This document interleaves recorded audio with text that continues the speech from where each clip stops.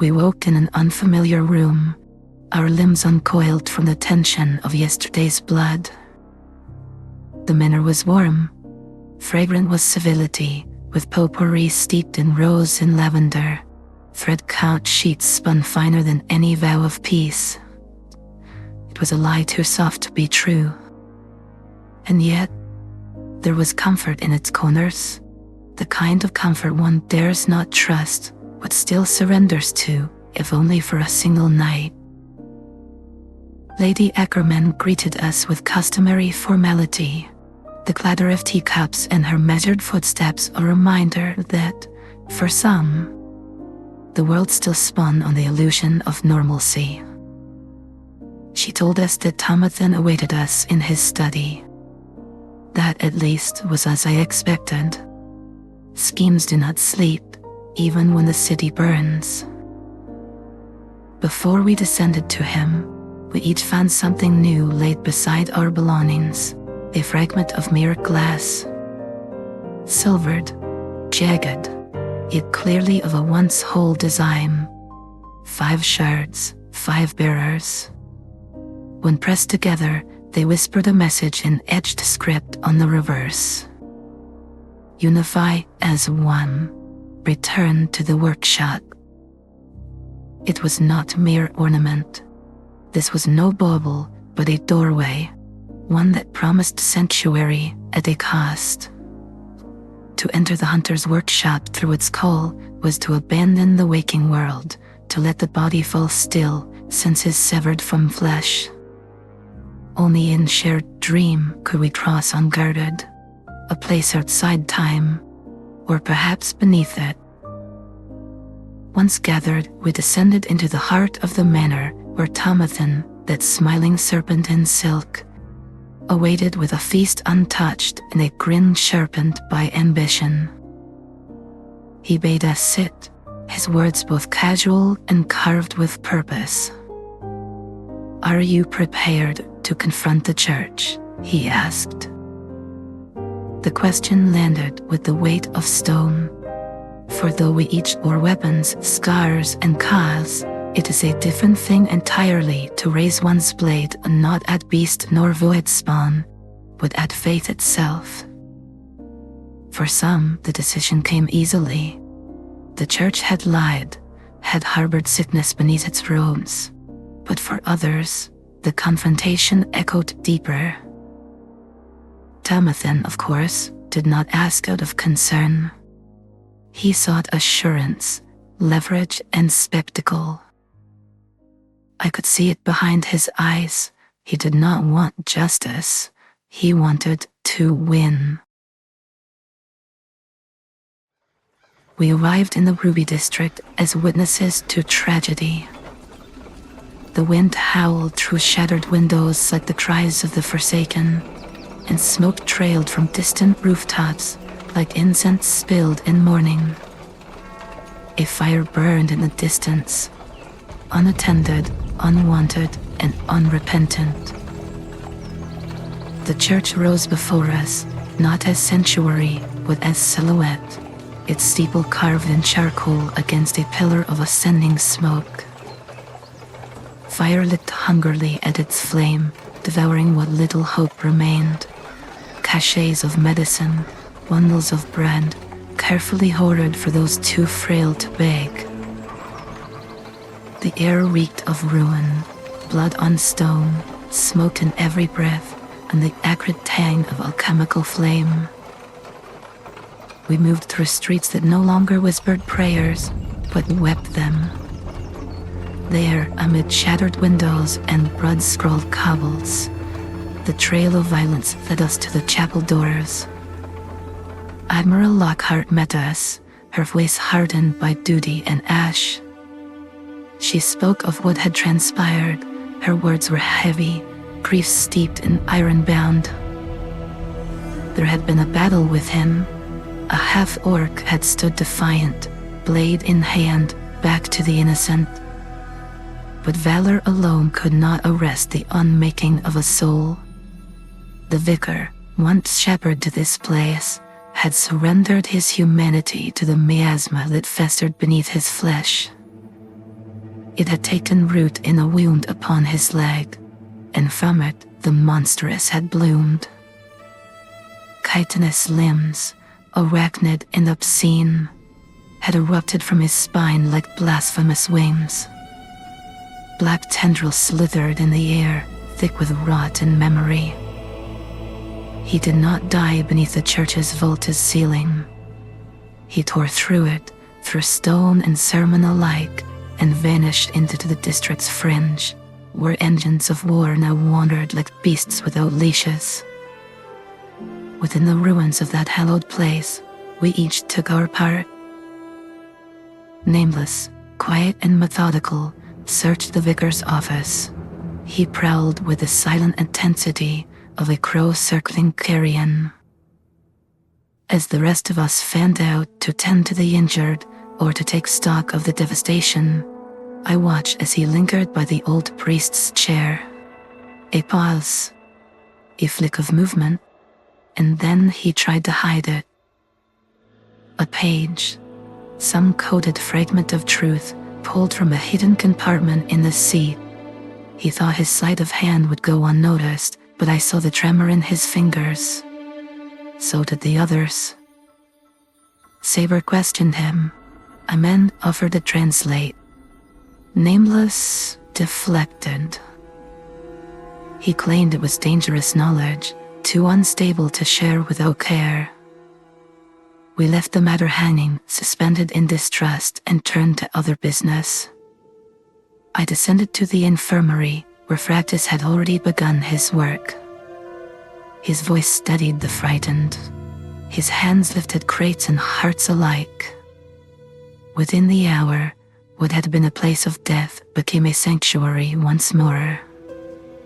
I watched him for a moment, how the others moved when led not by orders, but by example. I entered the makeshift infirmary and found Madden there, stripped of coat and bluster, unconscious upon a blood-stained cot. For the first time, I saw the truth of him, not in his face, but in the mark that defiled his shoulder. Etched in flesh, just beneath the collarbone, was a sigil I had seen once, in the margins of a forbidden book beneath the cathedral's archives. I recognized it. I remembered it. The church called them Eldritch carvings. This one a sign that one had returned from the veil by something should not be spoken of. And I pitied him. Even in sleep, he looked like a man bracing for the next betrayal. Avery, my silent companion, rifled through Madden's coat with uncharacteristic persistence. She returned it not with trinket or scrap, but something fragile, folded, worn, and human. A photograph. In it, Madden smiled. Not the guarded grimace of a man who slept beside a blade, but a true smile. Youthful. Untouched with a stain of what he had become. He smiled like a young man who had once known joy. I felt her presence sharpen beside me, and then something unfamiliar. Not the gentle thrum of shared emotion, but language, words, cracked, hesitant, trembling like wings not yet used to wind.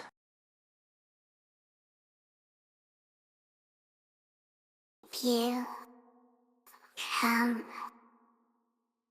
Hunter's workshop. You see. The voice echoed within the bond, soft as rain on glass, foreign in its formality. Avery had never spoken before. She only watched me then, eyes wide with something I had no name for, and I found myself unnerved, not by monsters or ruin, but by a single sentence from a creature who had, until now, known only silence. What truth have you glimpsed, little witness? And why now do you let the silence break? I had no time to dwell. The men stirred. His breath was shallow, a threadbare thing, woven thin by flame or fang or something fouler still. Whatever had dragged him to the edge had very nearly succeeded in casting him over. His flesh was torn, his spirit flickering dimly behind shut lids. And though I bore no miracles, I placed my hand upon his chest, that silent cage of pain, and offered what grace remained to me. Like a cracked chalice still catching rain, I let it pour. A radiant glow bloomed beneath my fingertips, filtered through the delicate filigree of my hand, etched prayer made light. His body shattered, a breath caught, then, with the violence of a storm returning to a still shore, he surged upward. In an instant, a blade was pressed beneath my chin, gaudy, gilded, trembling not from weakness, but from reflex. I did not flinch. There is no blood beneath this skin, no pulse to betray fear. Only breathless resolve, sculpted and set in place. Remove the weapon, I said. You have a strange way of showing thanks to your savior. For a moment he said nothing. His eyes, wild with instinct and half-formed memory, searched mine. Then something softened, familiarity perhaps, or guilt. Slowly he lowered the weapon, tucking it beneath the cot as if ashamed of its presence. He spoke then, not with apology, but with clarity. He served no master, no priest, no church, no beast.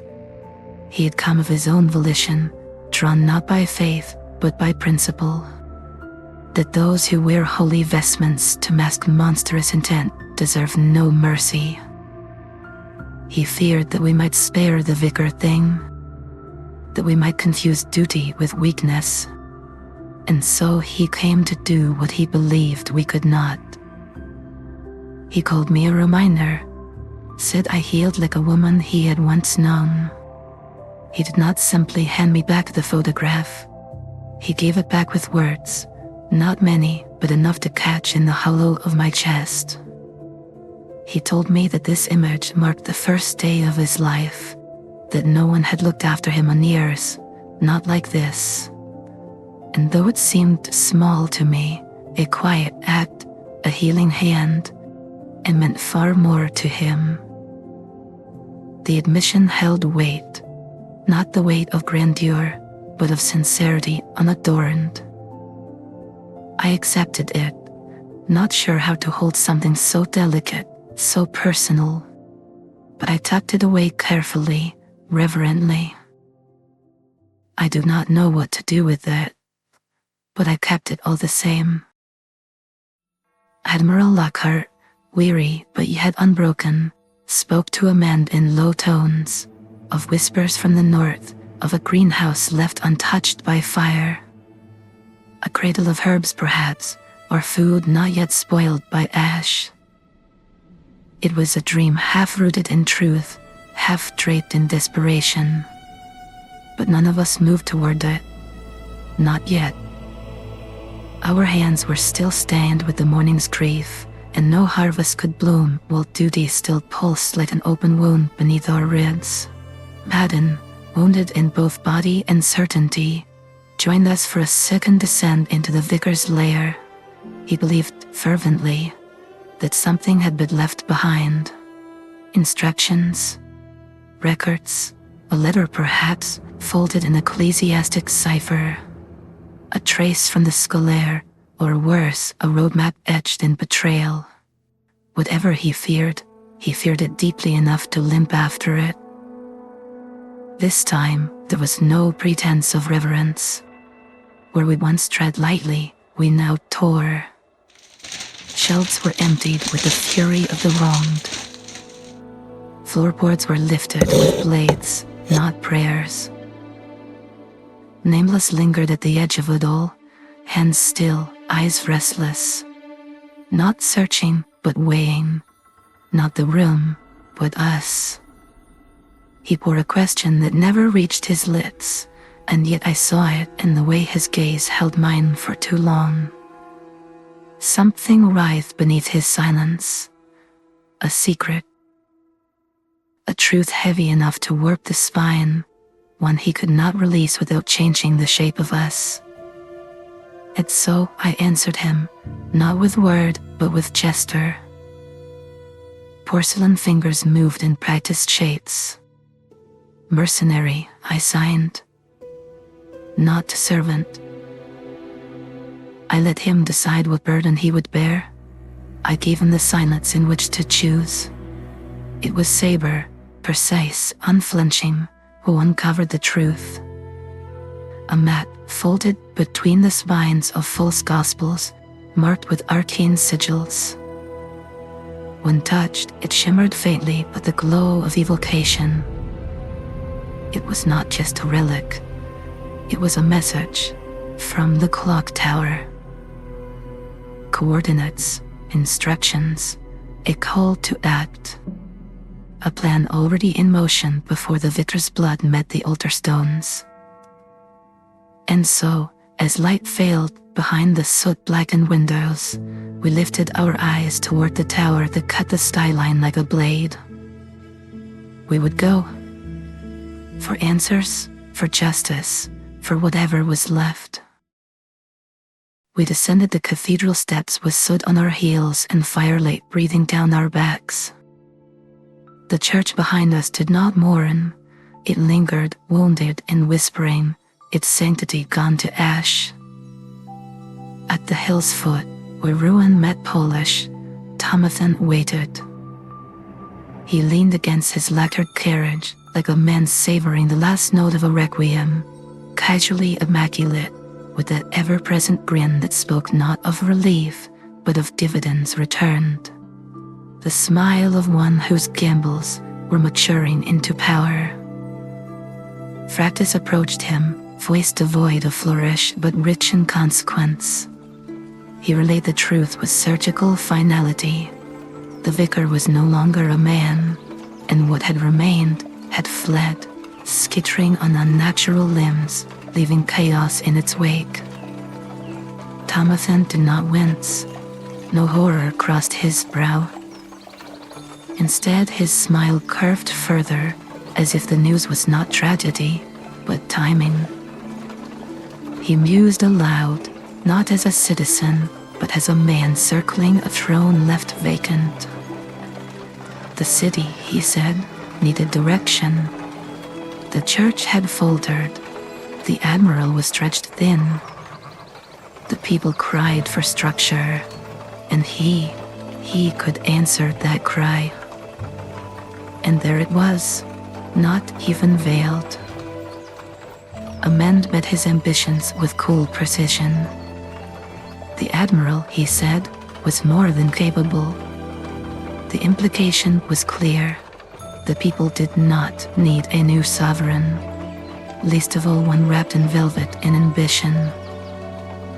Thomathan dressed his hunger in rhetoric, speaking of lost children and wounded men, of shattered precincts and holy men turned monsters. But the truth slipped between his words. This was not compassion. It was conquest repainted as care. He promised food, but only in exchange for favor. Aid in exchange for allegiance. Even bread, it seemed, came at a price. Fractis voiced what simmered beneath our silence. He saw through it, saw the transaction behind the charity, and though disgust flickered in his tone, he did not plead for purity, only results.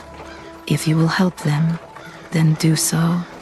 But then Thomathan shifted the mask again. He no longer wished to speak of charity or titles, but of escape. He feared entrapment.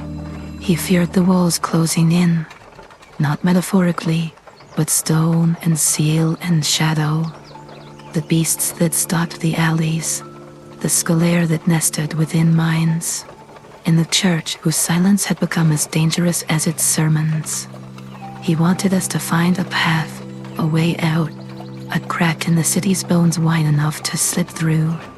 He offered no route, only expectation cloaked in civility.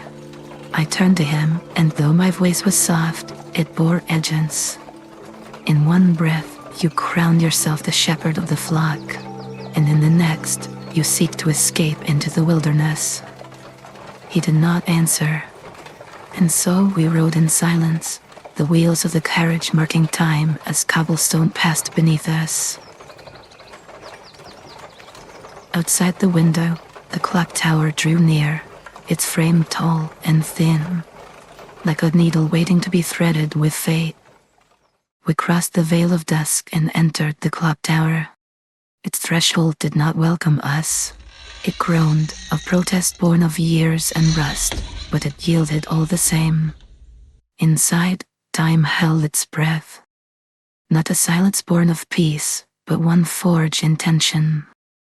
The stillness was not absence, but anticipation. Every tick of unseen gears echoed, like a heartbeat suspended within a body moments from death. This was not a place of memory, nor of prophecy. It was the now, sharpened and waiting. Here, time had teeth, and we had come to bear ours. The chamber opened before us like a wound. A man's corpse lay collapsed at the foot of the stair, blood not yet cold, eyes still reflecting the last thing that he saw. Death had only just passed this way. And near him, hunched in ravenous repose, fit something that should not be. It was not born of Luyarnha.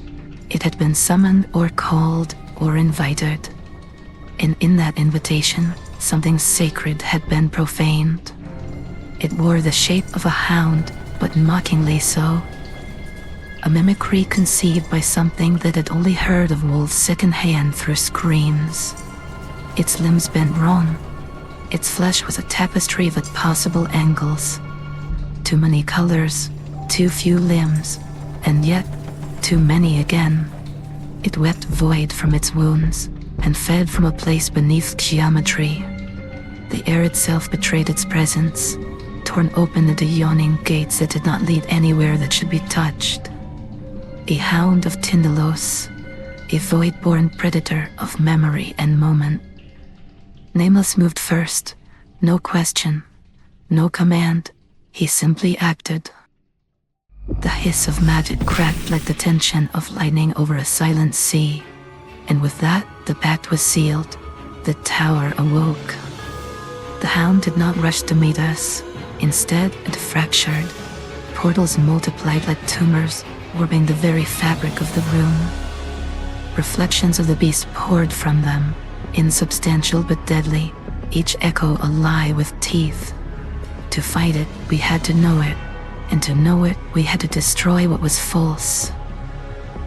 I struck, so did Fractis, Saber, Amend. Each of us danced through mayhem made mathematical, guessing which portal held the truth, which path led to ruin.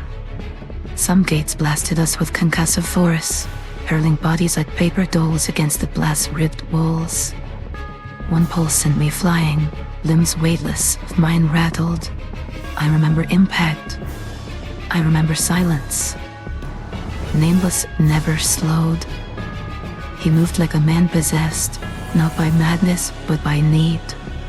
He charted the matrix of rifts, faster than thought, pushed through layers of falsehood and pain, his spells burning from him like lifeblood spent. He hurled the tonic to Fractis mid-cast, never looking back, never hesitating. And then, he was gone. No stream, no final word, no desperate reach for salvation. One moment he stood, eyes lit with defiance, arms raised against the tide. The next, the beast struck, its final blow not flamboyant, not loud, but effective. Nameless folded like paper. His body collapsed upon itself, and silence bloomed where he had stood. It did not feel just. or final? Saber severed the last false gate with precision born of fury, and with that the creature unraveled. Its body folded inward, collapsing beneath the weight of its own paradox. Portal fluid sprayed the chamber, thick, iridescent, and wrong. Where it touched stone, time whimpered. We stood in the aftermath. Among shattered gears and twitching echoes, we found the clockwork's secret. Blueprints for a bomb. A mechanism of intricate cruelty, arcane and mechanical, bound together by flawless precision. It was not timed. It waited for a signal, a word, a whisper sent from elsewhere. A blade buried deep at Luyarnha's flesh, waiting to be twisted. How many more like it lay hidden? How many silences in the city are not peace, but prelude? Nameless lay still. No breath, no flicker, no answer.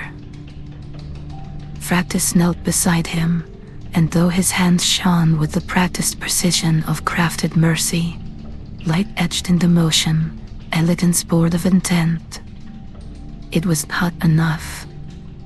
No artifice, no sacred circuitry could coax warmth back into that still body. His voice, so often a steady cadence of mechanism and will, trembled now. Not from damage, but from something quieter. Something almost human. He called to flesh, to soul, to whatever part of Nameless still lingered behind those vacant eyes. But no answer came. The silence did not part. No breath returned to stir the chest that he had shielded so often from blade and claw. And so, Fractis remained, kneeling before a form the world no longer recognized. Nameless did not crave legacy. He did not perform for the eyes of the masses, nor seek sanctuary in the comfort of fellowship. His was a carved path alone, sharp and spare, forged in the stillness between annihilation and restraint. When others hesitated, debating the morality of necessary ends, he did not flinch. He knew the shape of hard choices and bore their weight in silence. He spoke of the void not as hunger, but as severance, as mercy wielded without cruelty for those who could no longer be spared their ruin. There was honesty in his darkness, precision in his detachment. I healed him once, and I would do so again had time permitted such defiance. But time is ever the cruelest of arbiters. Now where once stood a sentinel against corruption, remains only absence, a void not of his making, but of his leaving. So I will remember him, not for what he consumed, but for the space he left behind. A space shaped like resolve, like silence that spoke when others dared not. He is gone now, but his vow lingers, quiet as starlight, sharp as grief. And the shadows remembered what it was that held them back. Rest well, Nameless. You were never hollow, only misunderstood.